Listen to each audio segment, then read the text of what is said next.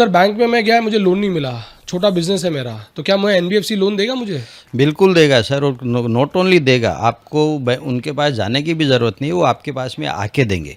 Sir ऐसे कौन से तरीके जिससे मुझे मालूम पड़ सके कि ये जो एसएमएस मुझे आया है एनबीएफसी से वो स्कैम नहीं है? जो आईडी जो आती है 6 डिजिट की, हमें वो आईडी ज़रा एक थोड़ी ध्यान से देखनी चाहिए। ओके। वो जाके आप नेट से सर्च भी कर सकते हैं कि ये बैंक का है कि नहीं। दूसरी इम्पोर्टेंट चीज़ जो है उसमें, बिरला ग्रुप के उस टाइम पे प्रेसिडेंट हुआ करते थे जो कहते हैं आदित्य बाबू के राइट हैंड मैन होते थे, एमसी बागडोदिया जी, बिल्कुल। हमारे गांव के होते थे वो। ओके। उन्होंने मेरे को बुलाया था, उन्होंने बुला के मुझे जो है थाईलैंड भेजने का, इंडोनेशिया भेजने का ऑफ़र भी दिया था। ओहो। थी, मैंने कहा सर बाबूजी मुझे बाहर नहीं जाना है, मुझे हिंदुस्तान में ही काम करना है। अच्छा। नमस्कार, अर्थ और निवेश मंथन के एक और एपिसोड में आज आपका स्वागत है। आज हमारे बीच बैंकिंग सेक्टर के बाद जितने हमारे पास क्वेश्चंस आए, उससे सबसे ज़्यादा क्वेश्चन आए हमें एमएसएमई सेक्टर से कि बोल के कि सर शायद बैंक से हमको इतना फ़ायदा नहीं मिल रहा है, तो हमें क्या करना चाहिए। तो उसका निवारण करने के लिए हम लाए आज एक ऐसी वार्ता, एक ऐसा एपिसोड जिसमें हम बताएंगे कि कैसे स्मॉल मीडियम सेक्टर्स के लिए वाकई एक और ऑल्टरनेटिव भी अवेलेबल है, जिसके लिए हमने हमारे बीच बुलाया है बीएफएसआई सेक्टर के एक super specialized chartered accountant gold medalist जो आरवीजी एल्यूमनाई के प्रेसिडेंट रहे हुए हैं, भारत विकास परिषद के कोंकण प्रांत के फाउंडर मेंबर रहे हैं और बहुत सारी बड़ी बड़ी ऑर्गेनाइजेशंस के बोर्ड पे आज विराजमान हैं। हमारे बीच हैं सीए संजय जी खिमानी। सर स्वागत है आपका। धन्यवाद। आपके और आपके सब दर्शकों को सप्रेम नमस्कार, राम राम, जय जिनेंद्र। सर आपकी जो जर्नी रही है, आपने प्रोजेक्ट फाइनेंस से शुरू किया, प्रोजेक्ट फाइनेंस करते करते आप घुस गए ऑडिट्स में, ऑडिट से फिर आपको मिले एनबीएफसी में। सर ये जर्नी के बारे में कुछ बताइए हमें। मुझे बचपन से चैलेंजेस हमेशा से पसंद रहे। मैंने प्रोजेक्ट फाइनेंस जब शुरू किया तब प्रोजेक्ट फाइनेंस में चार्टर्ड अकाउंटेंट्स मुश्किल से कोई दो इक्का दुक्का होते थे। 1992 में जब मैंने आईडीबीआई छोड़कर प्रोजेक्ट फाइनेंस शुरू किया तो I was one of the youngest chartered accountant who started this.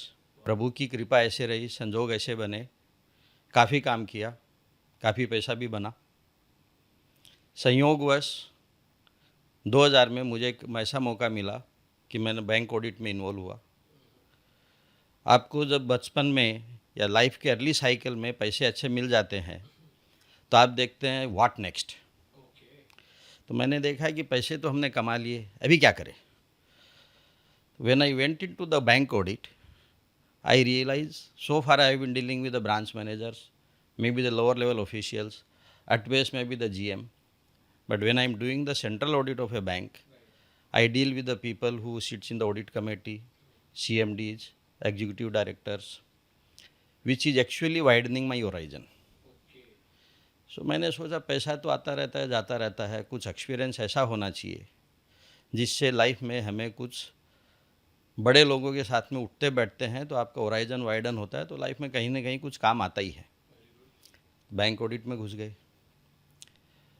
Bank audit प्रभु की कृपा से, उसके बाद में जो मैंने 2000 में किया था, नेक्स्ट बड़ा असाइनमेंट मुझे जो इंडिया की लार्जेस्ट बैंक थी स्टेट बैंक ऑफ इंडिया का करने का मौका मिला।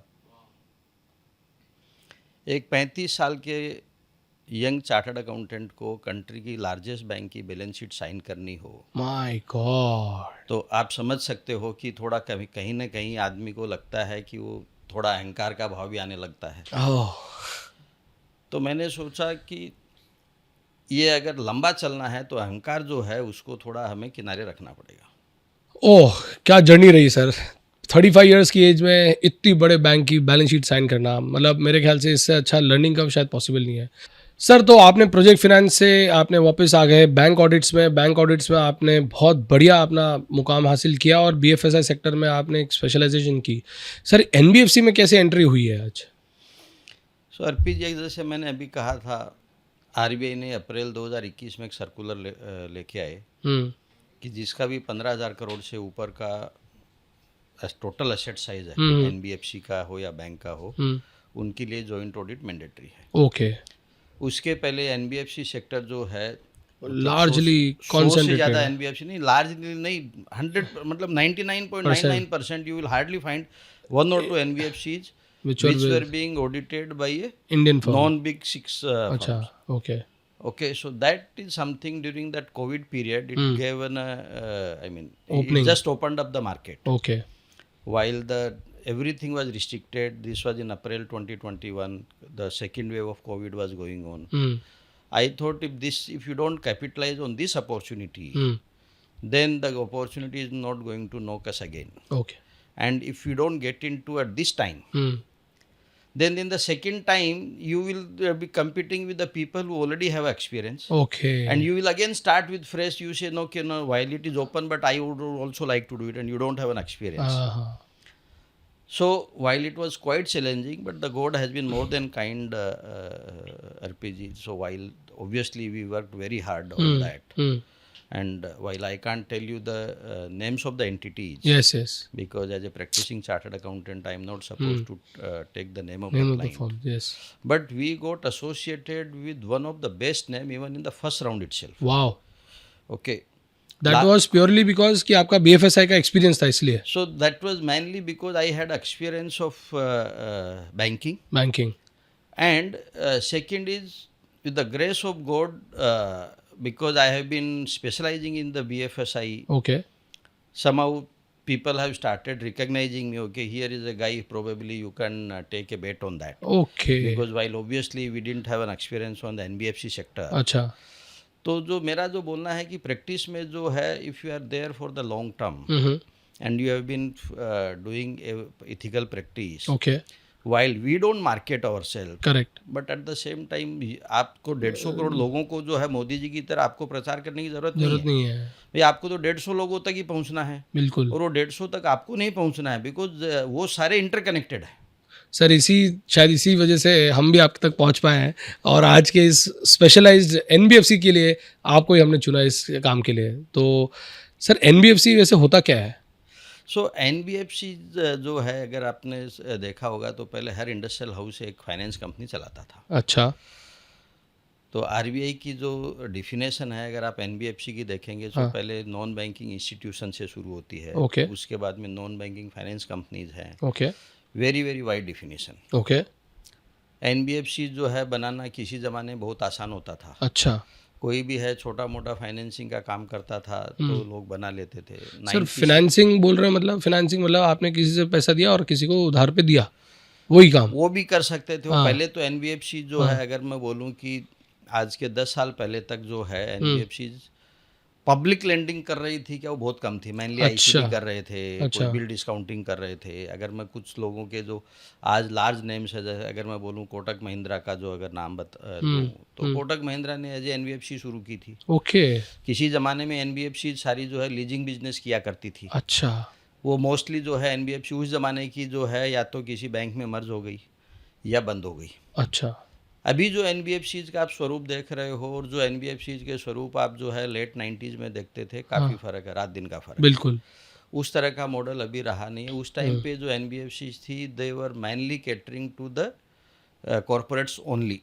अच्छा. दे वर नॉट इनटू रिटेल. आज की तारीख में आप ज़्यादातर NBFC देखोगे वो मेनली रिटेल में है. ओके. तो NBFC are basically shadow bank. अच्छा. Unlike in the case of the bank. So bank को बेसिकली क्या बोलते हैं RPG, the basic definition of the bank is to accept deposit for the purpose of lending. Lending. बिल्कुल. NBFC जो है, they by and large they are not allowed to accept deposit. There are few of them which are there. Okay. जिनको पहले licence मिल गया उनको मिल गया. आज की तारीख में आप जो है, आप नाम ले लीजिए, टाटाज के पास में भी डिपॉजिट का लाइसेंस नहीं मिलता है. ओके. आपको कोटक को नहीं मिलता है, आदित्य बिरला को नहीं मिलता है. कुछ जो पुराने नाम चल रहे हैं, जैसे महिंद्रा एंड महिंद्रा है, बजाज है, आपके जो कुछ पुराने नाम चल रहे हैं जो पहले से डिपॉजिट टेकिंग में थे. LIC हाउसिंग फाइनेंस है, HDFC थे, तो कुछ वैसे चल रहे हैं, बाकी आजकल मिलते नहीं है. तो NBFCs का जो रोल है, जहाँ पे जो एक अपना एक सेइंग होता है ना, जहाँ न पहुँचे रवि वहाँ पहुँचे कवि. तो जहाँ बैंक नहीं पहुंच सकता है ना, ओके. वहाँ पे जो है NBFC का काम है, क्योंकि लोन तो दोनों देते हैं. Okay. So they have to find their market. अच्छा. सो NBFCs का जो मार्केट है, something what the bank is not able to, that is where the NBFC fills the gap. Sir, तो जैसे आपने कहा कि NBFC फिल्स द गैप, की एडवांटेजेस क्या है सर फिर NBFCs के साथ होने में? आज हमारे जो NBFCs बिजनेसमैन वगैरह के होते हैं। साथ में एडवांटेजेस जो है, पहले मैं आपको डिसएडवांटेज बता देता हूँ। डिसएडवांटेज बताएं सो द कि एनबीएफसी के साथ रहने के हाँ, डिसएडवांटेज। अच्छा, एनबीएफसी के साथ में रहने के डिसएडवांटेज नहीं, एनबीएफसी से बोरो करने के लिए द ओनली डिसएडवांटेज इज हाँ, the rate of interest is always higher than the banks. Okay, why is it so? Because वो तो डिपॉजिट ले नहीं रहे हैं। करेक्ट, आप और मैं तो पैसा तो बैंक में रख रहे हैं। Right, depending on which bank we are keeping the money, 2.75 से लेके आप जो है 7% तक का आपको सेविंग्स बैंक पे ब्याज मिल रहा है। ओके, लेकिन एनबीएफसी तो उन्हीं बैंक से बोरो कर रही है। अच्छा, तो बैंक से बोरो करके आपको अगर वो दे लेंड रही करेगी है। तो obviously their rate of interest is going to be higher. Higher, So the measure, अगर if you have to compare between a bank finance and NBFC, then the one reason which let us say लोग सोचते हैं मुझे NBFC से क्यों लेना है, बराबर, तो एक तो है कि उसका इंटरेस्ट रेट ज़्यादा होता है। एक जो है परसेप्शन होता है लोगों का। परसेप्शन क्या है? जो NBFC से ले रहा है इसको शायद बैंक से मिला नहीं है। अच्छा, ठीक है, ओके, क्योंकि NBFC से क्यों बोरो कर रहा है, बैंक भी तो दे ही रहा है। हाँ, हाँ, ठीक है, तो एक थोड़ा परसेप्शन का ये होता है। Okay, there are people who borrow both from NBFC and banks also, but थोड़ा एक परसेप्शन। अदरवाइज एनबीएफसी से जो है, अगर आप जो है छोटी एमएसएमई इंडस्ट्री है, या अगर मैं बोलूँ कि जो हम जो आई डोंट मीन लिटरली कि जो बॉटम ऑफ पिरामिड है, ओके, बट एक जो है बैंक्स में जाने के लिए हाँ, आपके पास में obviously you are an let us say top corporate, large Okay. Corporate और mid Okay. Corporate. Okay, NBFC is not in a sector where you will go, Acha. barring certain specific requirements. Right, right, In fact, NBFCs do cater to the large industrial houses also. हाँ, Okay, that I'll come to that. Yes. In what way they cater. Okay, But by and large, they will cater to, अगर हम बोले कि जो है Medium, middle class small. family भी अगर बोले ना, तो मिडिल में भी lower middle class lower middle में आएंगे। And may be the people. हाँ, जैसे आपने कहा जहाँ ना पहुँचे बैंक वहाँ पहुँचे एनबीएफसी, तो वैसा है। और पर वो इंटरेस्ट रेट ज़्यादा के साथ। तो सर अब एडवांटेजेस क्या है एनबीएफसी के साथ होने के? एनबीएफसी के जो एडवांटेज हैं, सबसे पहले मोस्ट इंपॉर्टेंट एडवांटेज एनबीएफसी का होता है, number 1 agility. NBFC is very agile structure. अच्छा, सो अभी थोड़े जो है, and they had lot of flexibility. आपको कोई मान लीजिए एक आपका जो है एक व्यूअर है, वो जो है 500 करके बैठा है, हाँ, हाँ, ठीक है, उसके लिए जो है ना एनबीएफसी को लोन देना इजी होता है, बैंक अच्छा। के लिए देना डिफिकल्ट होता है, क्योंकि बैंक जो है आज की तारीख में चीज़ें थोड़ी बदल रही है, बराबर, क्योंकि बैंक जो है हमेशा फॉर्मलाइज इकोनॉमी वाले को ही पैसा देता है। Okay, they do not unorganize sector में। हाँ, जहाँ पे इनकम जो है डिटरमाइन करने का उनके पास में मेथोडोलॉजी नहीं होता है। बिकॉज आपका जो है, मान लीजिए छोटा बिजनेसमैन है, मैं अगर पान वाले की भी नहीं बोलूँ तो वो कहाँ उसके पास में कोई इनकम टैक्स रिटर्न नहीं है, नहीं होगा, रोकड़े में धंधा कर रहा है, तो बैंक में पैसा दिखता नहीं है। एनबीएफसी जो क्या करते हैं कि उसके जो है ना शेडो इनकम के उन्होंने अपने मॉडल्स बना रखे हैं। ओह, अच्छा, दे डिटरमाइन ओके ये इसकी शेडो इनकम क्या हो सकती है, अच्छा, ठीक है। Unlike banks which are a large structure, as जो मैंने कहा जो एजाइल स्ट्रक्चर होते हैं बराबर, इनके, तो इनके जो है people on the streets are much more visible. Okay, banks में एक ये हो गया है कि लोग आते हैं, आप अपने आप जाते हो, भाई आपके पास में डिपॉजिट लेने के कौन आता है, आप अपने आप ही जाते हो ना बैंक के पास। Correct, so of course now private sector have started going out, but otherwise generally एक परसेप्शन है कि बैंक से पैसा चाहिए तो हमें बैंक के पास जाना है, एनबीएफसी के पास में पैसा चाहिए तो एनबीएफसी आपको आके दे के जाता है। तो आपके पास में जब आपके मान लीजिए आप छोटे बिजनेसमैन हो, आके आप छोटी एक किराना की दुकान लेके बैठे हो, आता है, देखता है, अच्छा कितनी देर में बैठा है, ये इतने कस्टमर आ रहे हैं, ये है, अच्छा, वो है, तो they are able to assess that. Okay, they had lot of regulatory advantages also. I mean, the regulations were not so strict as it was there in the case, Banks. in the case of the bank. उनकी credit policies भी जो है ना इतनी water tight नहीं होती। अच्छा, okay, ठीक है। एंड एक दूसरा एक इम्पोर्टेंट चीज़ और है, banks are predominantly institutions, okay, barring 1 or 2 examples where these are promoter driven bank, अच्छा, all banks are institutional, okay, whereas most of the NBFCs are promoter driven. Promoter driven, so promoter के लिए call लेना, credit call लेना जो है ना बहुत easy होता है, अच्छा, बैंक वो कॉल ले नहीं पाता है। Okay. तो जो एमएसएमई मतलब जो पर्टिकुलरली हम जो छोटे सेक्टर जो है ना, हाँ, हाँ, उसके लिए एनबीएफसी को एक फॉर्मलाइज सिस्टम से क्रेडिट मिल जाती है। ओके, तो अगर मैं इसको साइकिल बोलूँ, तो आप जो मनी लेंडर से जो है ना जो बंदा मनी लेंडर से पैसा ले रहा है वो माइग्रेट एनबीएफसी में हो जाता है, अच्छा, एनबीएफसी से जो पैसा लेता है वो फाइनली माइग्रेट बैंक में होता है। बैंक्स में हो जाता है। Very उसमें भी अगर मैं बोलना चाहूँ and don't take it I mean literally, हाँ। तो जनरली बोलेगा यहाँ से मैं जो है इंडियन बैंक्स में जाऊँगा, which largely is may be the first point of call is always the PSU bank, right, nowadays even private private sector. Sector भी। ये दो से ग्रेजुएट होके बाद में वो फॉरेन बैंक में जाने की सोचता है। ओके, ओके, सो ये आप ऐसा तो ये बोल पूरी सकते हो स्टेप्स टू हाँ, सक्सेस ये है। ऐसा एक स्टेप है। I mean it is not that you have to necessarily go through this step, correct, but पर this is how generally largely largely आपकी ऐसी people- ग्रोथ होती है। हाँ जी, हाँ जी। सर आपने जस्ट अभी बताया कि एनबीएफसीज आर प्रोमोटर ड्रिवन, है ना, और सर तो ये एसएमई को जो हमारे लार्जली जो हमारे श्रोता होते हैं वो स्मॉल बिजनेसमैन हैं और हम चाहते हैं कि उनको भी इजीली ये फंड मिल सके, पर ऐसा सेम टाइम पे ऐसा भी ना हो जाए कि ना ऐसे कोई फंस जाए, ऐसे कोई केस में फंस जाए जहाँ पर नुकसान हो जाए उनको। तो एनबीएफसीज का जैसे आपने कहा कि एनबीएफसी आता है आपके पास लोन देने के लिए, सर हमने तो देखा है नहीं चाहते हुए भी एनबीएफसी घुसता रहता है कि ले लो ये हमारे लोन ले लो, हमारा लोन ले लो। तो सर ये सब चीज़ों में क्या देखते हो आप कि कैसे हमको बचना चाहिए या कैसे एक एसएमई को प्लान करना चाहिए कि मुझे ये लोन लेना है एनबीएफसी से, और इसके क्या फ़ायदे हैं? क्या एनबीएफसी वाकई ग्रोथ में हेल्प करता है एसएमई को? सो एनबीएफसी बिल्कुल ग्रोथ में हेल्प करता है। अच्छा, तो हमारे यहाँ पे एक कहावत होती है, अति सर्वत्र वर्जित, संस्कृत में कहानी एक श्लोक है। हाँ, तो होता क्या है कि जब आदमी को जब पैसा इजीली मिलने लगता है हम्म, तो बहुत सी बार क्या करते हैं कि बिजनेसमैन जो है Correct. वो they end up borrowing much more more than what they are then able required, correct. Now NBFC जो है सो छोटे लोन एनबीएफसी जो, अगर मैं अनसिक्योर्ड का कल्चर बोलूँ हिंदुस्तान में अगर शुरू हुआ तो कहाँ से हुआ? ये ज़्यादातर आपको एनबीएफसी से शुरू हुआ। जैसे आजकल आप देखते हो बाई नाउ पे लेटर, बाय नाउ पे लेटर। आप जो है जाते हो, आपको एक मोबाइल फ़ोन लेना है, अभी आपका मान लीजिए एक ड्राइवर है, एस्पिरेशंस तो सबकी है, मोदी जी ने सबको जो है एस्पिरेशंस लेवल तो काफ़ी बढ़ा दिया है।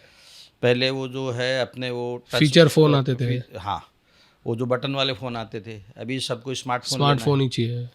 तो अभी वो 25,000 का फ़ोन लेना है, हाँ, वो बंदा अफोर्ड नहीं कर सकता है।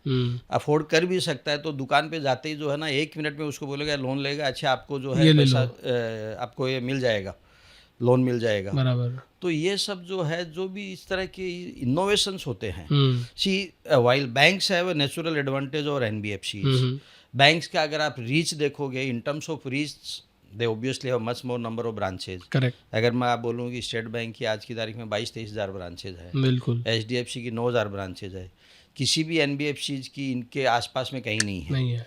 Shriram has lot of branches but even they are also nowhere close to them. Okay, ठीक है, तो जो रीच होने के बाद में भी ये जो जो जहाँ पहुँच सकते हैं ना, उसका कारण जो है बेसिकली यही है कि एक तो प्रोडक्ट इनोवेशन इनको रेगुलर होता रहता है, बिकॉज इनको मालूम है कि भाई जो बैंक नहीं कर रहा वो मुझे करना है, जो बैंक नहीं कर रहा वो हाँ इनको कर रहा है, बिल्कुल। ठीक है। तो ये हमेशा ढूंढते रहते हैं। बैंक भी क्या करता है कि अभी जैसे एक नया फंडा आजकल शुरू हो रहा है को लेंडिंग का, को लेंडिंग, अच्छा, तो वो जो है नई नई चीज़ इनके साथ में काम करते हैं, इनके साथ में काम करके उनको लगता है अच्छा ये कर रहे हैं, वो शुरू कर देंगे तो ये कुछ नया ढूंढ ले आएंगे। तो प्रमोटर ड्रिवन जो एंटिटी है, बिकॉज उसके पास में ही is constantly involved in the day to day operations of the company, he will always find a way and he is able to respond to the market in much quicker faster manner than a bank is able to respond। अच्छा, तो इनके साथ में काम करने का फ़ायदा क्या है? एक आपके जो है जैसे आपकी पॉकेट सूट करती है वैसा आपको लोन मिल सकता है। लोन मिल सकता है, बिल्कुल। आज अगर मैं एक एग्जांपल बोलूं कि आपको जो एमएसएमई को आप बैंक के पास में जाओ और बोलो मेरे पास में जो है कोई नया प्रोजेक्ट नहीं है, लेकिन मेरा ये दुकान चल रही है, दुकान है, इसको आप भाड़े पे ये मेरा जो गिरवी रख लो, गिरवी आप रख लो, मेरे को 15 साल का लोन दे दो, बैंक जनरली नहीं देती है। बिल्कुल, ठीक है, because banks are very very conscious of their asset liability management. NBFC के पास में कोई लॉन्ग टर्म लाइबिलिटी होती नहीं है, ओके, लेकिन वो आपको 15 साल का लोन दे देती है। अच्छा, मैंने देखा है एनबीएफसी 25-25 साल के भी लोन देती है एमएसएमई को। क्यों? उनको एक चीज़ पता है कि यार ये प्रॉपर्टी है, हाँ, ये बंदा जो है दुकान छोड़ के कहाँ भाग जाएगा? ओके, भाई ये तो कोई ऐसा तो है नहीं कि मैं नाम नहीं लेना चाहता कि बंदा है यहाँ से छोड़ के विदेश भाग गया, उसके लिए 1,000-2,000 करोड़ जेब में चाहिए ना। ये तो बंदा जो है 20-50 लाख का भी लोन नहीं मिल रहा है उसको, ये जाएगा कहाँ? जाएगा कहाँ? भाई अगर उसकी जो सोल का जो है अर्निंग वो यहीं से ही वो है, इन्हीं से है, उसको मालूम है जब बंदा जाता है कि इसी का परिवार भी यही है, कहाँ जाएगा वो, ठीक है। सही है। तो अगर उसकी कैपेसिटी है कि भी मैं महीने का जो है 7,000 रुपये ही सर्विस कर सकता हूँ, तो उसका जो है टेनर वो 30 साल उठा के कर देगा। अच्छा। उसको भी पता है, अच्छा। एनबीएफसी को भी पता है कि ये मैं इसकी क्रेडिट हिस्ट्री बिल्ड कर रहा हूँ, ओके। बिकॉज उसके पास तो बैंक आज उसको पैसा नहीं दे रहा है, नहीं दे रहा है। तो 2 साल 3 साल 4 साल 5 साल में उसकी हिस्ट्री बिल्ड कर ली। उसको मालूम है मेरे पास टिकने वाला नहीं है 30 साल तक। भाई किसी भी एनबीएफसी का जो है 30 साल लोन देता है, 5 साल से ऊपर जाता ही नहीं है। अच्छा। हाँ हाँ, पहले ही क्लोज हो जाएगा। क्लोज हो जाता है, बिकॉज टेक ओवर हो जाएगा। उसको वो टेक ओवर हो जाता है। बिल्कुल, क्योंकि इतना इंटरेस्ट रेट शायद, इंटरेस्ट रेट उसका ऑब्वियसली ज्यादा है। उसके अलावा उसकी 5 साल की हिस्ट्री बन गई तो अब हिस्ट्री वो बन गई तो अभी वो बैंक ले लेगा। एलिजिबल हो जाता है। अच्छा। आप समझ रहे हैं? और वो चाहेगा तो मूव कर लूं मैं। अब हम जो है जो फाइनेंशियल इंक्लूजन की बात कर रहे हैं, उसमें जो मोदी जी का फंडा है ना कि भाई आपको जो है फाइनेंशियल इंक्लूजन का वाला जो पार्ट है, जो मैं बोला कि पिछले 10 साल में जो एनबीएफसी बढ़ी है, while I do not know whether it is by design और नॉट, अच्छा, बट जो सिस्टम से जो सपोर्ट मिला, जैसे अभी थोड़े समय पहले आपने पूछा कि आप कैसे बड़े हो सकते हो, करेक्ट। तो ऐसा किसी ने, मोदी जी ने आके बोला नहीं कि भाई आप एनबीएफसी से लोन ले लो, राइट। लेकिन दे टूक advantage of the situation which was created. Correct. तो जो हम भी बोल रहे हैं ऐसी पॉलिसी आ गई और उसमें पॉलिसीज आ गई तो हमको भी पैसा मिलेगा, ग्रोथ मिल जाएगा। बिल्कुल। तो उसमें एमएसएमई की ग्रोथ में आपके आधार नंबर का भी बहुत बड़ा योगदान है। अच्छा। जो बैंकों ने जितने सारे अकाउंट खोले, see NBFC can not function without bank, that we must understand. पैसा वहीं से मिलेगा उनको, नॉट ओनली पैसा, फाइनली उसका जो है कलेक्शन कहाँ से होता है? कलेक्शन मतलब आपने लोन दिया तो पैसा वापस लेना, रिकवरी करना है, तो वो तो बैंक अकाउंट में जाएगा। तो जनरली आजकल आप देख रहे हो छोटे से छोटी छोटी जगह पे, इनफैक्ट कल मैं जो है जयपुर के पास ही मेरे गौशाला वहाँ पे था, मैं तो सारे पेमेंट यूपीआई से ही करता हूँ। वहाँ एक छोटे दुकानदार से मैं ऐसा ही बात कर रहा था, इनफैक्ट एक मेरे परिचित आए हुए थे, वो बता रहे थे कोटा में 3 लाख स्टूडेंट्स हैं, हर रिक्शे वाला किसी के पास में पैसा हाथ में नहीं होता है, बोला हम लोग खाली मोबाइल लेके घूमते हैं। बिल्कुल। और उसने जो मुझे कल शौक लगा, वो हमारा अक्स आरविजियन है, यहाँ बॉम्बे रहता था। उसने कहा बॉम्बे में मैं आज भी आता हूँ तो रिक्शा वाला जो है मेरे को कैश पे पेमेंट करना पड़ता है, लेकिन आप जो है यहाँ पे कहीं पे भी चले जाओ, बिल्कुल आपको 5 रुपये का भी पेमेंट करना है ना तो आप यूपीआई से कर सकते हो। तो ये सारी चीज़ों का बहुत बड़ा योगदान रहा है एनबीएफसी सेक्टर को भी जो है सपोर्ट करने में। सर यूपीआई तो वाकई में एक रेवोल्यूशन रहा है। हमने देखे हैं वीडियोस जहाँ पर ये बताया गया था कि एक पुराने फाइनेंस मिनिस्टर चैलेंज कर रहे हैं कि क्या कोई आप क्रेडिट कार्ड से पे करोगे, प्लास्टिक से पे करोगे, और आज मोदी जी ने एटलीस्ट ये करके दिखा दिया है कि लो भाई मैं बिना कैश के भी घूम सकता हूँ और ये लो पेमेंट भी हो रहा है। तो वो तो सोच का फर्क है। बहुत बढ़िया, बहुत बढ़िया। One is able to visualize and maybe that और इम्प्लीमेंट करके दिखाया है, saying what was the situation today, or I mean on that day. Whereas he said, I will create the situation, okay, this is possible. So he worked for it and he made it happen.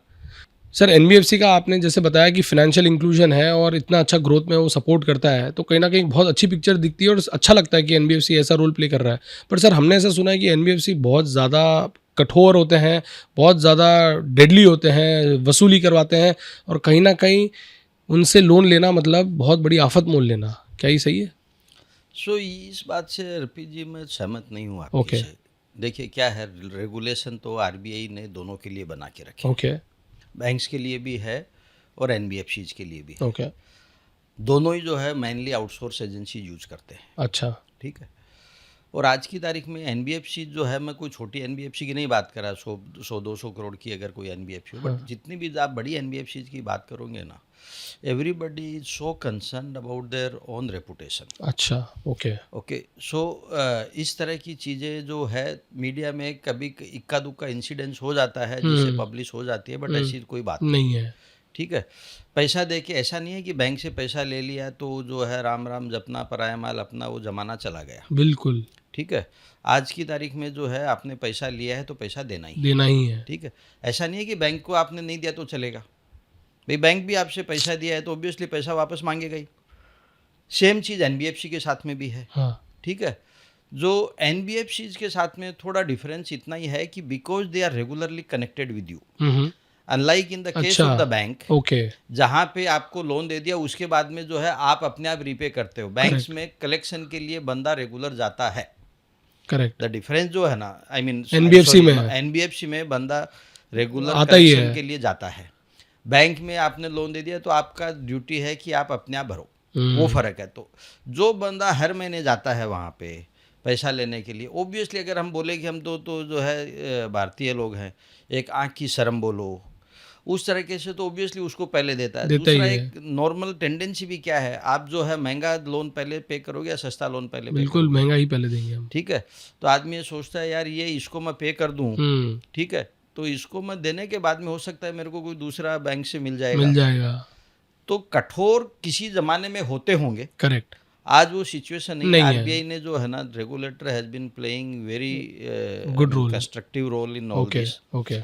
They are trying to find a fine balance between the lender's right as well as the customer's right. Okay. ठीक है, आज की तारीख में आपको कोई भी lender जो है शाम को 7 बजे बाद में फ़ोन नहीं कर सकता है, ओके। वो चाहे बैंक हो चाहे एनबीएफसी हो। वाओ। ठीक है, आपको छुट्टी के दिन फ़ोन करके परेशान नहीं कर सकता है, ओके। आपके रिलेटिव्स को फ़ोन करके नहीं बोल सकता है। तो ये रेगुलेशन दोनों के लिए सेम है। ठीक है, कहीं कहीं पे देखिए रेगुलेशन सब जगह, आज ट्रैफिक रूल है लेकिन तोड़ते हैं लोग, तोड़ते हैं। वो तोड़ने वाली बात देखिए अलग है। बट सिस्टम ऐसा है कि ये बाय एंड लार्ज मुझे नहीं लगता ऐसा कोई लोगों को इस तरह का कोई मन में संदेह होना चाहिए कि यार ये एनबीएफसी से पैसा ले लिया तो पता नहीं है घर पे गुंडे भेज देंगे, ऐसा कर देंगे। नहीं है वैसा मेरे हिसाब से तो नहीं है। सर। 3 बहुत इंपॉर्टेंट चीज़ बोली और मैं चाहूँगा हमारे दर्शक नोट करें इसको। एनबीएफसी 7 बजे के बाद या बैंकिंग 7 बजे के बाद आपको कॉल करता नहीं है, छुट्टी के दिन आपको कॉल करता नहीं है, और किसी और का नाम लेके आपको कॉल करता नहीं है। अगर ये तीनों में से कोई भी चीज़ अगर हो रही है, आप समझ लीजिए ये स्कैम है और इससे आपको बच के रहना है। और कभी भी ऐसा कुछ होता है तो एक आपसे अनुरोध है कि जाइए, आज उस आदमी से मिलिए, उससे पूछिए क्या ये ऐसा कुछ हुआ है, क्या मेरे से कुछ ज़रूरत है। इमीडिएटली कॉल करके उसको क्लेरिफाई कीजिए। कोई भी अगर ऐसा कर रहा हो तो ये बहुत बड़ा स्कैम है, उसमें मत घुसिए। कहीं ना कहीं आपकी जो पूंजी है कमाई हुई बचाई हुई वो एक बार में साफ हो सकती है। और कोई ऐसी चीज़ आप जो बताना चाहेंगे जिससे दर्शकों को समझ में आए कि लोन और ये स्कैम दोनों साथ साथ ना हो जाए उनके साथ? देखिए, स्कैम में मैं आपको कल का ही मेरा एक एग्जांपल हाँ हाँ मुझे बीईएसटी से मैसेज आया हाँ that your bill for the May 2024 has not been paid. Okay. ये किससे है आपको? बेस्ट बीएसटी से? BST अच्छा, आपके इलेक्ट्रिक सप्लाई वाला? Electric supply okay. हाँ। Okay, if kindly ignore if you are paid. Okay. ठीक है, इतना ही मैसेज आया। उन्होंने मेरा कंज्यूमर नंबर दिया। अच्छा। नाउ ये अगर स्कैमस्टर होता था हाँ हाँ तो वो क्या करता था, एक लिंक देता। या तो उसमें लिंक देता था या तो आपको बोलता था to avoid disconnection please call so and so number. वाह। ठीक है, बराबर है। ये अभी ये जेन्युइन है या स्कैम है उसको जानने के लिए उसने मुझे कोई नंबर नहीं दिया कि आप यहाँ पे फ़ोन करो। उसने मुझे नहीं बोला कि ये लिंक करो, उसने या मुझे ऐप सूचना डाउनलोड दी करो है। बस। भाई अगर जेन्युइन है तो उसका काम है आपको एक सूचना देना वाह। कि ये आपका बिल जो है बाकी है, ये आपको भरना है। ओके। ठीक है सर, आपने बहुत बढ़िया से बता दिया हमको कि एनबीएफसी वाकई एक बहुत अच्छा रोल प्ले कर रही है और कहीं ना कहीं अब वो ज़माना नहीं रहा है कि एनबीएफसी अब हमारे लिए बहुत बड़ी समस्या बन के आएगी। कहीं ना कहीं आप कह रहे हैं कि उसका आदमी अगर आता है तो एक एसएमई के लिए तो अच्छा है कि एक इन्फॉर्म्ड आदमी अगर आता है जो बैंकिंग इकोसिस्टम को समझता है तो कुछ ना कुछ ऐसे इनपुट दे जाएगा जिससे शायद वो और कर सके। तो क्या ऐसी चीज़ें हैं सर जो मुझे ध्यान रखनी चाहिए, किस एनबीएफसी से मैं लोन लूँ? एक एसएमई को कैसे जाना चाहिए कि एनबीएफसी के पास लोन ले सके, और एसएमईज क्या सोचे कि मुझे अब ये चीज़ों का, ये पैरामीटर्स का ध्यान रखना पड़ेगा ताकि मैं इस लोन को अच्छे से अच्छे सर्विस कर सकूं और उसको अपनी ग्रोथ में यूज़ कर सकूं? देखिए क्या है, आजकल एनबीएफसी जैसे मैंने कहा शेडो बैंक है। हाँ। तो फॉर्मल सोर्स ऑफ जो जनरली बैंक देखते हैं कि भाई आपने इनकम कितनी बताई, बराबर। एनबीएफसी ये नहीं देखते आपने इनकम कितनी बताई। एनबीएफसी ज़्यादातर देखते हैं कि आपके जो है बैंक अकाउंट में ट्रांजैक्शंस कितने हैं। अच्छा, बैंक अकाउंट में ट्रांजैक्शंस कितने हैं? ओके। तो आपके जितने ज़्यादा ट्रांजैक्शंस बैंक में जितने ज़्यादा ट्रांजैक्शंस होंगे दैट गिव्स एन इम्प्रेशन कि भाई अच्छा ठीक है इसका इतना टर्नओवर है। मतलब हेल्थ आपकी उससे चेक करते हैं वो? उससे वो चेक करते हैं कि भाई ये इसके पास में रेगुलर इन्फ्लो है क्या, ओके, मेरा इंस्टॉलमेंट इससे निकल सकता है क्या। ओके। तो ये जो चीज़ें हैं तो ये तो अगर आप जितना फॉर्मल ट्रांजैक्शंस आप करेंगे उतना आपके लिए अच्छा है। बराबर। रेट ऑफ इंटरेस्ट का जहाँ तक सवाल है, एनबीएफसीज में जो है unlike in the case of banks where the rate of interest are in a narrow range, इनके केस में रेट ऑफ इंटरेस्ट बहुत वाइड रेंज में होती है। अच्छा। ठीक है, आपको जो है जो मिला उससे लेने की बजाय मुझे लगता है कि शायद आप एक दो से बात करेंगे, okay, then you would be in a better position to understand where you stand. Okay, okay, because एक बंदा बहुत सी बार क्या होता है, जैसे मैंने बोला कि मेरे को तो वो IDBI का ऑफर आया, मैंने ले लिया करके, बराबर है। ठीक है। हाँ, ऐसे ही होता है लार्जली, तो जनरली जिसको जो मिलता है वो वही ले लेते हैं। वो ले लेता है। तो रेट ऑफ इंटरेस्ट का ऐसी बाकी कोई चैलेंज नहीं होता है। तो मैंने कहा 3 चीज़ें हैं भाई, एक तो आपकी जो प्रॉपर्टी वैल्यू का लोन टू वैल्यू रेशियो कितना है, लोन टू वैल्यू रेशियो। हाँ। ओके ठीक है। दूसरा चीज़ है कि भाई आपके पास में इंटरेस्ट रेट कितना है। ओके। तीसरी चीज़ है कि आपका टेनोर कितना है। टेन्योर कितना? इसके बेसिस पे जो है आपकी EMI डिसाइड हो जाती है। ओके ठीक है। तो बिजनेसमैन को ये चाहिए कि मुझे जो है लोन उतना ही लेना चाहिए जितना मैं EMI भर सकता हूँ कंफर्टेबली। अच्छा।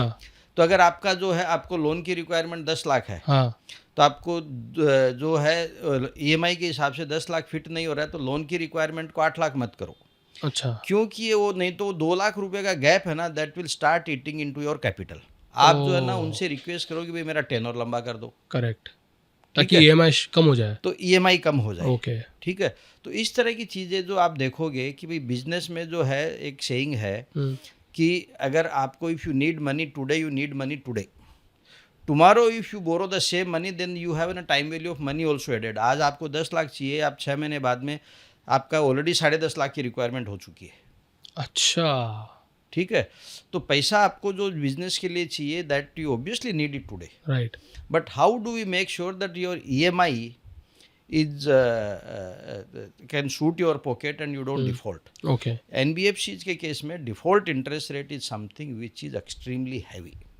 डिफॉल्ट। बैंक्स में जनरली डिफॉल्ट इंटरेस्ट रेट क्या होता है कि आपने अगर 9.5% में लिया है तो 2% और हो जाएगी, 11.5 हो जाएगी। राइट। ये जो है आपको रेगुलर में मान लो 14% में दिया तो डिफॉल्ट इंटरेस्ट 36% लगा देंगे। ओ सो डिफॉल्ट इज समथिंग, सो इनका जो है कि भाई people should not default. Okay. तो आप नेगोशिएट कर रहे हैं ना, तो ये 3 चीज़ों पे आप नेगोशिएट करिए। ओके। ठीक है। उससे होगा क्या कि आपका जो EMI जो है ना, द हाँ। Objective should be that you should not be defaulting on your EMI, okay. And in the process you should be able to refinance your loan as soon as possible. Possible. तो ये आप जो है extra interest दे रहे हो, मान ले साल भर के लिए, 2 साल के लिए, 3 साल के लिए, ये आप दे रहे हो to build your credit history. Very good. Okay sir, ऐसे कोई सेक्टर्स आपको लगता है जो प्रो NBFC हैं या कहीं ना कहीं उनको सबको जाना चाहिए? क्योंकि हमारे पुराने एपिसोड में हमने बात किया था कि बहुत सारे से नेगेटिव लिस्ट या बैंक फंड ही नहीं करता है, चाहे वो एंटरटेनमेंट हो, लोग हैं, चाहे मीडिया हो। एक एग्जांपल बताऊं, रेस्टोरेंट्स वगैरह हैं। ओके। ठीक है। अभी रेस्टोरेंट्स को जनरली आप जाओगे कि आपको NBFC फंड करते हुए मिलेंगे। अच्छा। तो बहुत सारे इस तरह के सेटअप जो है ना, क्योंकि बैंकों की जो एक तो मैंने कहा क्रेडिट पॉलिसी, एजिलिटी जो उनकी होती है, उसमें बहुत सारे सेक्टर्स जो है, आपने जैसे एंटरटेनमेंट का कहा, मान लीजिए गेमिंग जोन है, हाँ। वो करेंगे नहीं। बैंक्स के लिए दूसरा क्या है, सेक्टर स्पेसिफिक जो है सर्टेन रिस्क वेट्स है। आज की तारीख में NBFCs में हर चीज़ का रिस्क वेट 100% है। हर चीज़ का रिस्क वेट जो है 100% है। ओके। बैंक्स में sector wise risk weights differ होता है। अच्छा। तो उसकी वजह से उनको काफ़ी दिक्कत। एक दूसरा में जो है बैंक्स में सर्टेन रिस्ट्रिक्शंस हैं। बराबर है। ठीक है। बैंक जो है लैंड के लिए आपको लैंड नहीं कर सकता है, लैंड परचेज करने के अच्छा। लिए NBFC आपको कर सकता है। ओके। कैपिटल मार्केट में बैंक आपको 20 लाख रुपए तक का ही लोन दे सकता है। ओके। तो मैंने कहा लार्ज इंडस्ट्रियल हाउसेज भी NBFC से लोन लेते हैं। ओके। वो उसी के लिए लेते हैं।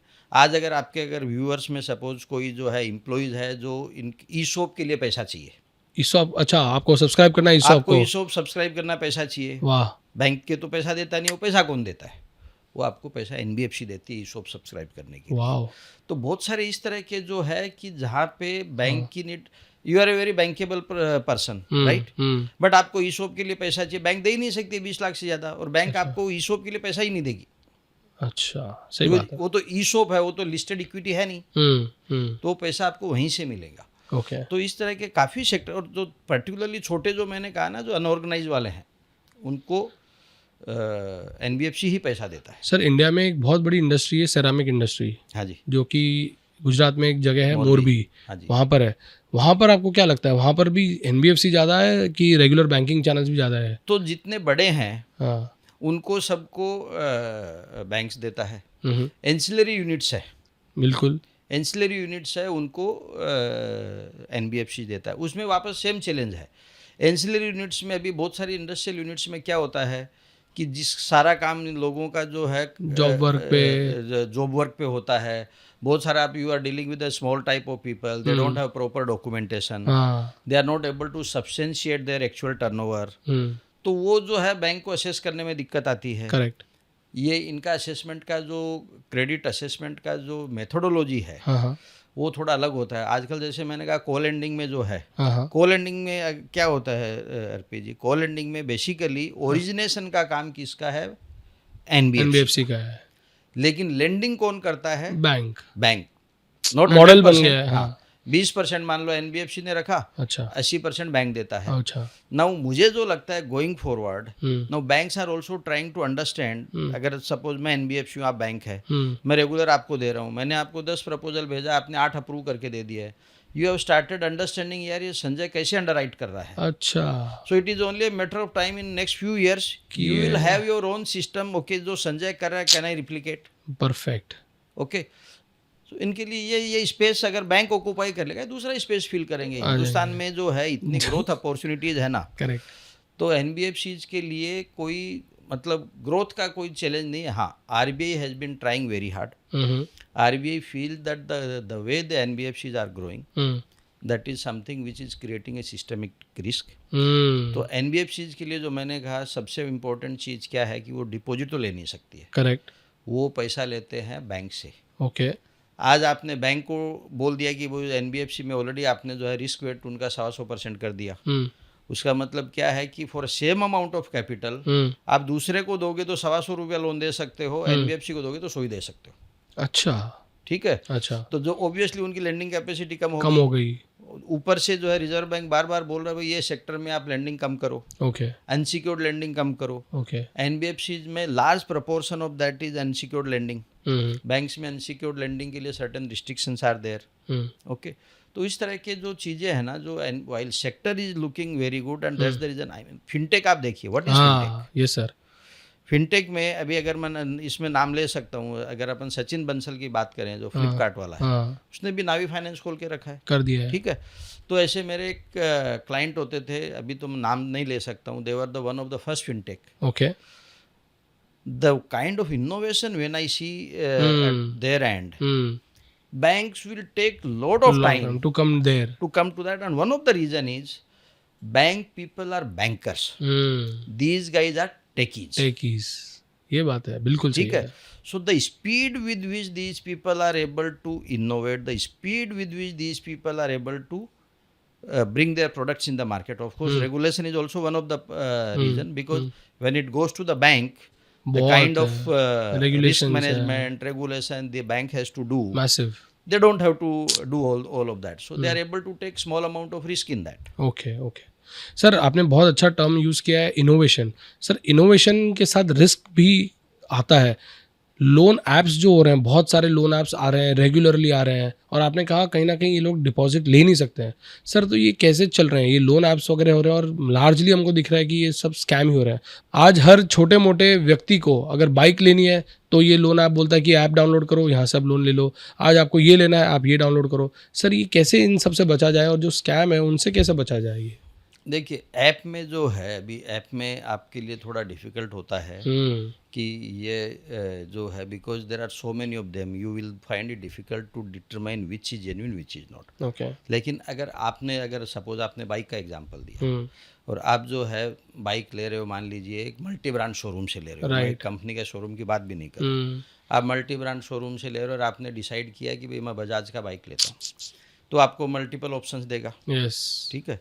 सो वो जो है, अगर वहाँ पे जो बंदा दे रहा है आपके पास में ऑप्शन, भाई बाइक तो उसी को बेचना है, करेक्ट, उसको भी मालूम है कि मैं फाइनेंस करूँगा तो ही मेरी बाइक बिकने वाली है, करेक्ट। तो it is better to have an option from those people rather than having on और own and then start looking, because आपके लिए इट इज़ सी रोज इतनी नई कंपनियां खुल रही है, मालूम ही नहीं एक है कि आप जाके जो है आरबीआई की साइट पे चेक करो या रजिस्टर्ड एनबीएफसी है क्या, नहीं है क्या। बहुत सी बार क्या होता है, जैसे फिनटेक है, वो खुद एनबीएफसी नहीं है, ओके, लेकिन उसका बैकएंड में टाई अप एनबीएफसी के साथ में है, यस। तो it is difficult for us to determine that, ठीक है। जहाँ पे भी आपको लगता है कि बंदा जो है, सपोज आपको लगता है कि नहीं है मुझे तो ऐप के थ्रू ही लेना है, okay, anybody who is asking for an information let us से relating to your bank account, और या आपको बोला नहीं मेरे को यूपीआई से पैसा भेजो, पैसा लो। Correct. Those are some of the red flags which people need to be aware of that. ठीक है, ऑब्वियसली केवाईसी के लिए आपको आधार ऑथेंटिकेशन करना होता है, आपको जो है उसको पैन तो कोई बहुत सारे लोग लेते नहीं है, फॉर्म 60 के बेसिस पे भी काम करते हैं। Okay. So Aadhaar is something which is some a common tool which people use it for KYC. Okay. अगर एनबीएफसी होगी, अगर एनबीएफसी होगी, सो आजकल आप देखते हैं आधार रिडेक्ट करना मैंडेटरी है। यस। ठीक है, तो आपको पूरे आपके जो है ना 12 नंबर के आधार कभी देने नहीं होते हैं। अच्छा। वर्चुअल आधार आईडी होती है, वर्चुअल, हाँ। वर्चुअल आप आधार आईडी दीजिए, अगर एनबीएफसी जेन्युइन होगी, हाँ, वो वर्चुअल आधार आईडी से काम करेगी। ओके। अगर एनबीएफसी जेन्युइन नहीं होगी तो वर्चुअल आधार आईडी से काम नहीं कर सकेगी, बिकॉज उसके पास में आइडेंटिफिकेशन का मेथोडोलॉजी नहीं है। Very good. ठीक है, बिग थिंग। तो वर्चुअल आधार आईडी हम यूज करेंगे तो उससे आपका ये सेफ्टी हो सकती है। हाँ हाँ जी। सर, आपने फिनटेक का नाम लिया, सब कुछ बताया आपने, तो एक कंट्रोवर्सी अभी आई थी रिसेंटली।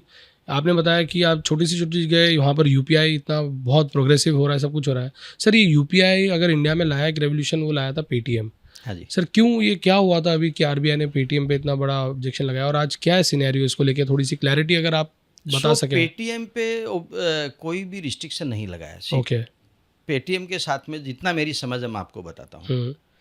जनरली क्या है होता है कि ब्रांड जो होते हैं ना, ब्रांड मिक्स नहीं होने चाहिए। ओके।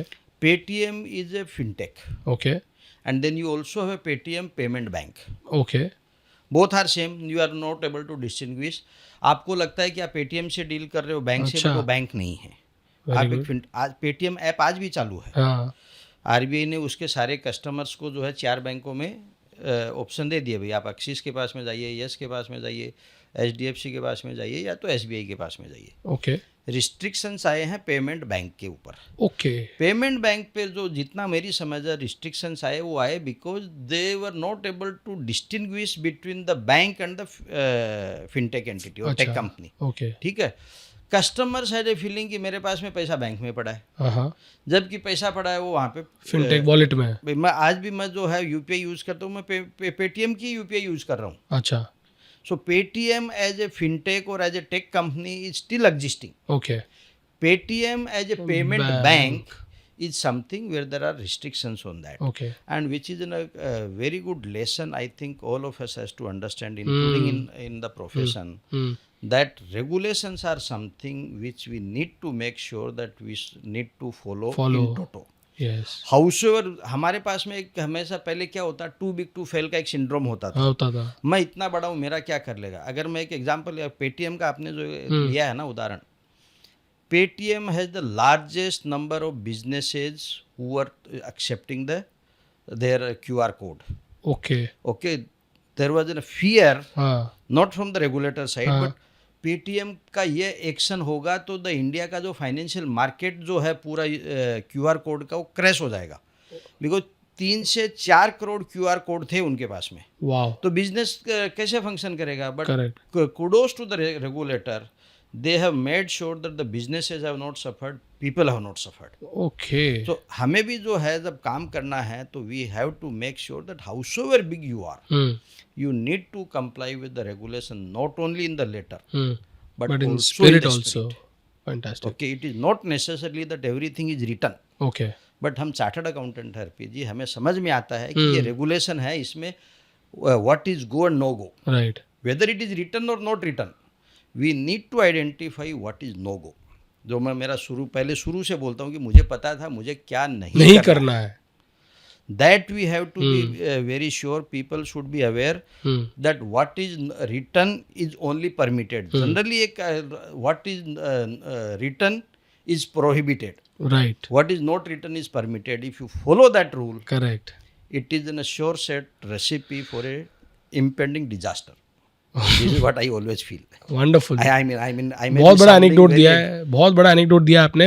और सर क्विकली एक समझते हैं, स्टार्टअप्स हैं, नए नए एंटरप्रेन्योर्स आ रहे हैं, वो लोग को फंड्स चाहिए होता है, स्पेशली सबसे पहला सीड कैपिटल चाहिए होता है, कहीं ना कहीं से बोरो करते हैं, ग्रो करते हैं, फिर एक कॉन्सेप्ट लाते हैं, प्रूफ टू कॉन्सेप्ट जो बोलते हैं हम, वो करते हैं, फिर इन्वेस्टर्स वगैरह आते हैं. सर क्या स्टार्टअप्स लोग एनबीएफसीज के पास जाके लेंड कर सकते हैं? स्टार्टअप्स, एनबीएफसी जनरली स्टार्टअप्स को नहीं फंड नहीं करते हैं. ओके, दूसरा रीज़न जो मैंने कहा इस NBFCs की एपिटाइट जो है ना, see there are may be 4-5 of them who let us से lend large sums of money. Otherwise सब जो है 5 लाख 10 लाख 25 लाख 50 लाख रुपए तक देते हैं। बराबर है, उसमें स्टार्टअप में क्या होगा, ऊँट के मुंह में जीरा होगा। बराबर है। ठीक है, NBFC में be investor in the startup. अच्छा, okay, okay, they may be one of the investor. आप इन्वेस्ट कर रहे हो एज एन लेटर से एज एन एंजल इन्वेस्टर, मैं इन्वेस्ट कर रहा हूँ as an angel investor, they may also be investing if they like the idea. Okay, lending मेरा मानना है कि NBFCs are not the right place to approach for lending as far as startups are concerned. और sir SME business को जब NBFC से लेना होता है तो क्या वो नेगोशिएट कर सकते हैं इंटरेस्ट रेट पे,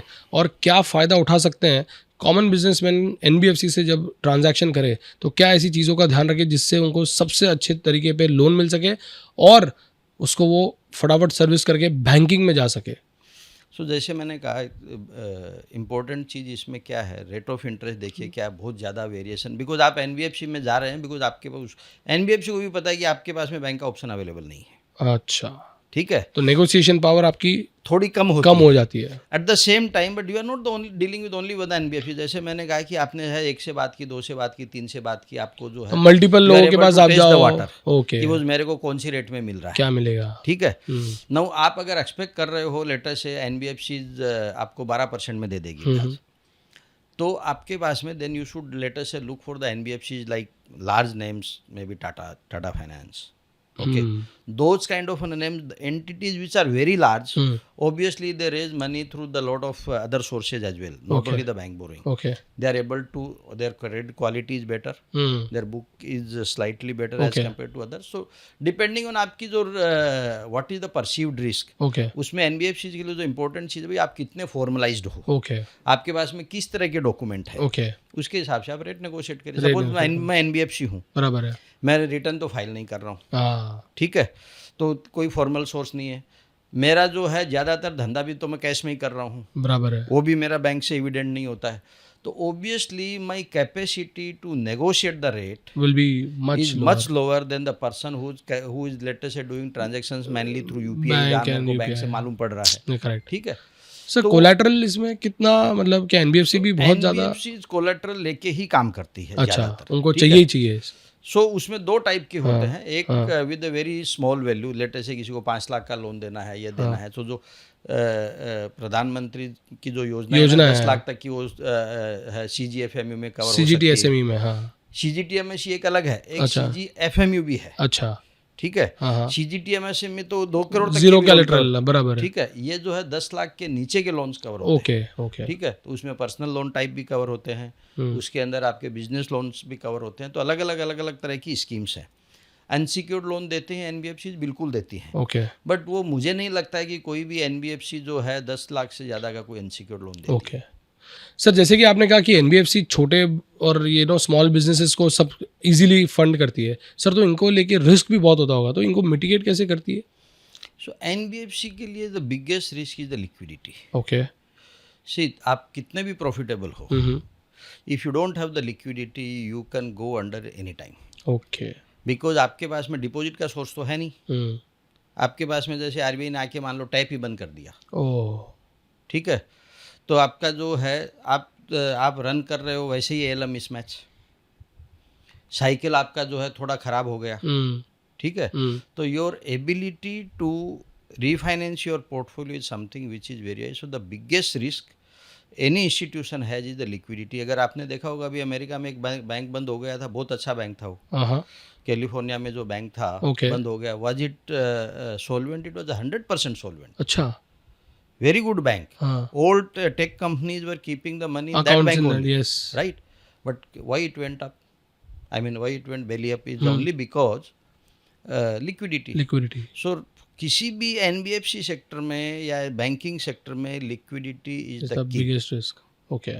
Liquidity is king and liquidity comes at a price. अच्छा, Okay, so that is something which people have to, the every management of the NBFC also has to make a fine balance कि वो उसमें liquidity रखता हूँ। Okay, liquidity नहीं रखा क्योंकि उसकी कॉस्ट लगती है, बहुत सारे लोग बोलते हैं क्यों कॉस्ट करना है, वो ज़्यादा रिस्क है। वंडरफुल। तो सर इसमें क्या रोल रहता है कंसल्टेंट का कि एक बिजनेसेस को कैसे हेल्प कर सके क्या पैरामीटर्स देखे और बिजनेस को बताए, वो बिजनेसमैन को बताए और इस एनबीएफसी से आप लोन ले सके। समझो आपके पास 5 ऑप्शन है तो कौन से में डिसाइड करें, तो कंसल्टेंट का रोल क्या रहता है? कंसल्टेंट का रोल जो है, देखिए टिकट साइज छोटी है, तो इसमें जो और आपके जो है क्लाइंट के जो है रिक्वायरमेंट क्या है, तो रिक्वायरमेंट उसके पास में जब छोटा आदमी है तो उसकी रिक्वायरमेंट क्या है कि भाई उसको कागज वागज बनाने नहीं आता, बराबर है। ठीक है। तो आप उसके जो है ना, how you are able to substantiate whatever turnover he has, okay, whatever income he has, okay, so उसका एक स्टेटमेंट ऑफ अफेयर्स बना के भी इसके बाद अच्छा, मोटा मोटी इस तरह का मतलब डॉक्यूमेंटेशन में उनको हेल्प करते हैं। डॉक्यूमेंटेशन में आप हेल्प कर सकते हो। You can help them in negotiating, okay, you can help them in selection of the NBFC. Sir, तो ये 3 जो चीज़ें होती है, हमने जो सुना है, price to book ratio, return on asset ratio और ये सब, सो वो लिस्टेड एनबीएफसीज के लिए। अच्छा, प्राइस टू बुक वेन्यू से ये तो कोई मैन्युफैक्चरिंग प्रोडक्ट तो है नहीं है। फाइनली आपको जो है जितनी आपकी बुक है उसी में से आपको जो है रिटर्न आना है, बराबर है। So generally price to book जो बोलते हैं कैपिटल मार्केट टर्मिनोलॉजी में, so NBFC which has latest say price to book of 4, okay, is something which is fully priced. Having said that, अभी बजाज का प्राइस टू बुक 6 भी मिलोगे, extraordinary मिलेगा, but not everybody can command price to book of 6। You will have NBFC which are price to book of 1.5, 2. So price to book is an indication. Similarly in the case of bank also. भाई आप अगर price to book देखोगे एक manufacturing company का तो आपको 20 भी मिल सकता है। Very good. ओह हाँ, बट लेकिन प्राइस टू बुक किसी भी बैंक का आपको 4 के ऊपर मिलेगा ही नहीं। इनफैक्ट एक बार HDFC का 4 था, it was considered to the most valuable bank in the world. Oh, correct. भाई प्राइस टू बुक इज ऐसा हो गया ना कि आप टर्नओवर का 4 गुना दे रहे हो यार, कोई टर्नओवर का 4 गुना नहीं देता ना, सही है, प्रॉफिट का 4 गुना देता है। सो यहाँ पे जो है ना, so price to book is something from the listed company space. बहुत बढ़िया सर, क्या गजब आपने सारा चीज़ हमको समझाया, कैसे कैसे मी अपने पास एनबीएफसी के पास भी जा सकता है, एक ऑल्टरनेटिव फंड ले सकता है, उसमें क्या क्या चीज़ें उसको देखनी पड़ेगी। कहीं ना कहीं एनबीएफसी का भी आपने एक जरिया बताया हमको, एक पर्सपेक्टिव बताया कि एनबीएफसी कैसे पैसा देता है, कितना रिस्क मिटिगेट करता है। बहुत बहुत धन्यवाद सर। कुछ क्लोजिंग कमेंट फाइनल? सो मेरा तो आपके दर्शकों से इतना ही कहना है अर्पित जी, रिस्क जो है is part of the business. Okay, आप जो है धंधे में हैं तो उसका मतलब है कि रिस्क के तो आप घबराते नहीं हैं। वेरी गुड, ठीक है। लेकिन जो है फाइनली काम जो है हमेशा इथिक्स के साथ ही करना चाहिए। Very nice. Short term gain जो है उसके लिए हमें हमारी जो लॉन्ग टर्म जो जर्नी है उसको कॉम्प्रोमाइज़ नहीं करना चाहिए। क्योंकि जो है वो मतलब बहुत सी बार हम सोचते हैं यार जल्दी पैसा मिल जाए, जल्दी धनवान बन जाए। ओके, तो ये सारी चीज़ें जो है ना, जल्दी करने धीरे धीरे रे मना धीरे सब कुछ होए, ठीक है, वो हमें ध्यान रखना चाहिए। मैं नहीं बोल रहा हूँ कि हमें जो है भाई सबने जो है आपके जो है खरगोश की और कछुए की कहानी सुनी है, राइट, ठीक है। So we need to make an fine balance. Risk mitigation हमें हमारी हमेशा ध्यान में रखनी चाहिए।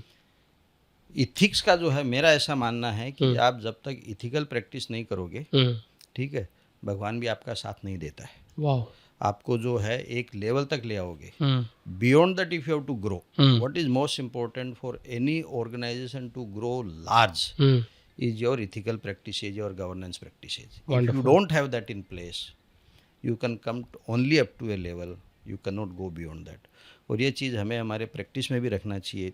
आपने शुरू में कहा था कि आपका जो इथिक्स, मेरा मानना है कि प्रोफेशन में देखो अर्पित जी, पैसा तो कोई भी कमा लेता है, राइट। सीए की डिग्री है, पैसा तो हम कमा ही लेंगे, करेक्ट, ठीक है। हम प्रैक्टिस में है, पैसा कमाने के हमें 1000 तरीके आते हैं, करेक्ट। बट क्या हमारा ध्येय खाली पैसा कमाना ही है? अगर तो फिर आप प्रोफेशन में क्यों? अगर पैसा ही कमाना है तो उसके लिए मुझे सीए की डिग्री की जरूरत नहीं है। जरूरत नहीं है, सही है। मेरे जो है इतने सारे भाई बहन हैं, सब हिंदुस्तान में जो धंधा कर रहे हैं सब तो चार्टर्ड अकाउंटेंट नहीं है ना, नहीं है। सीए तो 4 लाख 4.5 लाख है, बिल्कुल। लोग तो बाकी के भी धंधा कर रहे हैं, बिल्कुल। तो मेरा जो बोलने का मतलब है कि हमें हमारी जो डिग्री है उसका जो है पूरा सम्मान करते हुए काम वही करना चाहिए जो इथिकल है, इथिकल हो, ठीक है। लोग बोल सके कि हाँ यार चार्टर्ड अकाउंटेंट है, बिल्कुल। मेरा खाली इतना ही निवेदन है आपके दर्शकों में, अगर चार्टर्ड अकाउंटेंट कोई है तो, क्योंकि आपने कहा आपके दर्शक ज़्यादातर एसएमई वाले हैं तो बहुत बहुत धन्यवाद संजय जी आज की बात के लिए। विक्ट्री टॉक्स पे आपका बहुत बहुत धन्यवाद। आपका भी बहुत बहुत धन्यवाद अर्पित जी, और आपको दर्शकों के मेरी तरफ से बहुत बहुत शुभकामनाएं। Thank you, thank you.